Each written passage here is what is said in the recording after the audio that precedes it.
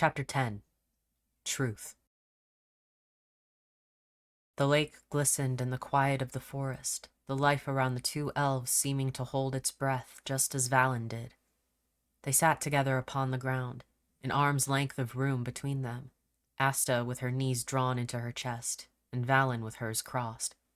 Neither looked at the other, and the tension between them continued as the minutes passed, strong as any stone. Valyn had a sinking feeling in her stomach rooting her in place, and she dared to even blink.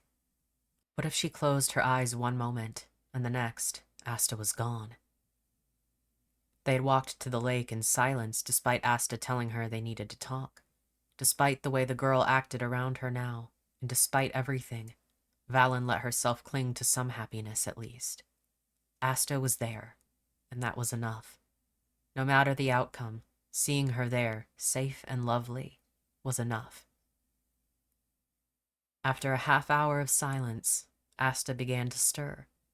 Valyn heard the shuffle of her clothing, and out of the corner of her eye, she watched as Asta stretched her legs in front of her, hands in her lap.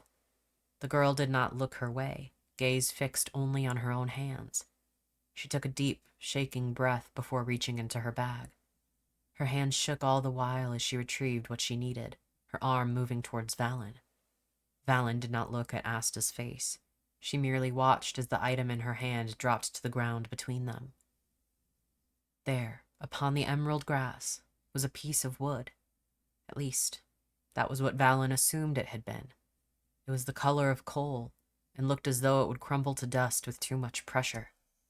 Valyn could not make sense of it. "That is from the handle of my father's axe," Asta said, her voice soft as a breeze. "He was a woodworker, and my mother a cook. I have fond, though fuzzy, memories of the smell of wood and potatoes alike. It was simple." Valyn did not respond, did not dare interrupt her. She found that she liked hearing about Asta's past. She liked how it seemed as if, for one reason or another, Asta wanted her to know. She held on to that thought. "I was 5 years old at the time," she continued, tone changing ever so slightly from something wistful to something more melancholic. "They had been trying to find a troop for us to join, for the kingdom had become far less tolerant of elves within town walls. My mother would have to give up her shop, but safety was more important. I heard her say that to my father on more than one occasion. Safety. We must stay safe." Valyn's chest ached for whatever fate she knew Asta would tell her of. Still, she did not ask, and merely let her talk at her own pace. "I was with my mother. We were gathering fruits from the trees outside the town. She would hold me high over her head, my hands grasping at the highest fruits I could manage. I remember that so clearly, the way the apples felt in my hands, the way she laughed as I dropped a fair amount on my own head. I am thankful, at least, that I carry those memories with me still." Valyn knew what that was like, to have some small memories seem as clear as the daytime sun. She took a chance and reached a tentative hand over to Asta, trying to rest it on her arm.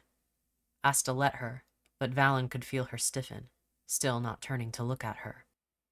"That day, it took time to reach my father, but we were not close enough, not nearly.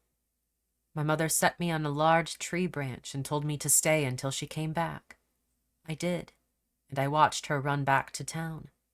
Instead of my mother coming back to hold me, to carry me back home, the smell of smoke arrived first." Valyn felt her blood freeze within her. "You would know the smell well, I'd imagine. I have never been able to stomach cooking meat after all this time. Still, even as I heard screams, I stayed. Even as the sun rose with the new dawn, I stayed. My mother had told me she would come back, and I had no reason to doubt her. Perhaps my father needed help, and they would both come back for me when he was well enough." Asta paused to take a breath and shuffle her body away from Valyn's touch. The empty feeling permeated all of Valyn's insides. "I've no idea how long I sat in the tree. A passing troop found me there, took me down, and we walked the charred streets while I told them my mother and father were waiting for me. In an act of kindness, one man agreed to take me to my home. I led him there by hand, telling him of the joy my mother would feel once I told her I found a troop for us. He never said a word to me, not as I found my home in embers, not as my hands dug through the ashes and found my father. He did not speak, even as another elf lifted me into her arms and carried me away, the man retrieving the piece of wood from my father's axe, crumbling in his burnt hand. Asta took the memento in her hands, carefully placing it back in her bag. And 18 years passed, Valyn. Behar burned 18 years ago, and here we sit. Valyn could not breathe. She stared at Asta, eyes wide, body trembling. No, she cried in her mind. No, no, no. You are supposed to be a monster, Asta said, finally turning her head enough to glance at Valyn. Everyone said so. A being so terrible and powerful that none could look upon you and live. All my life since then, I shivered in my bed night after night thinking about you. It mattered not. I had to find you. Valyn could not speak a single word. She felt as though the weight of the earth was crushing her into dust. We came here to Setfas, and I met you, and instead of a beast, I found a lonely, solitary woman. All the better, I thought. A monster is not so easily slain, but a young woman could be. Asta took a long breath. That bread was meant to poison you, back when I brought it for you, but I never got the supplies, and so I waited. I had to steal them, and I wasn't caught, so all the better. But every meal I made and every day I spent with you was not at all how I imagined. I wanted you dead, Valyn. I wanted to take your life by my hand in return for all those lost, all those I lost. And come to find, you were a child, same as I had been, one who had lost her own family in that very fire. A child with unlimited magic, a power which had never been seen. How were you meant to control it? But here we are. You saved me from the prison I put myself in, with no concern as to why I was there in the first place. The touch of your hand makes my heart leap, and I am so confused and afraid. Your magic is eating you from the inside, and I fear I have no way to stop it from doing so. So why have I stayed by your side? Why, when I fear you as much as I love you? Valyn felt no more worthy than dirt upon a king's shoe, a stain upon a glorious gown, a pebble among an ocean.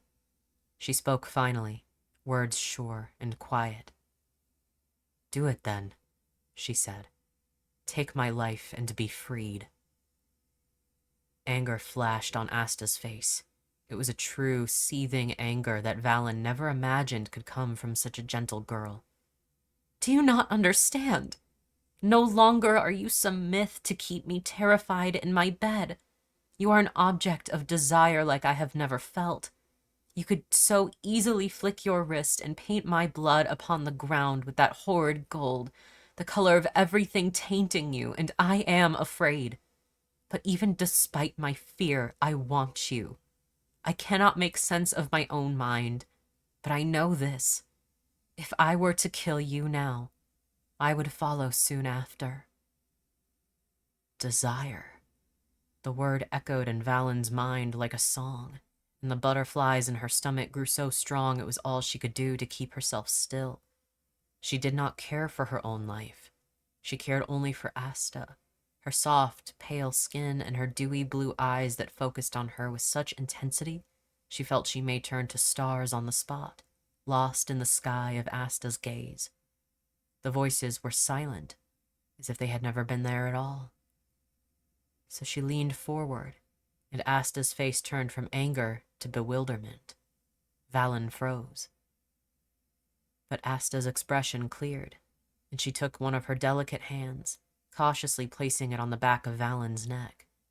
She pulled her closer, their lips a breath away, a question hanging between them. Valyn knew the answer. She did not have to think. Her own hands went to Asta, gripping the sides of her hips and pulling their bodies together. Asta let her and closed her eyes. When their lips touched, Valyn immediately wanted more.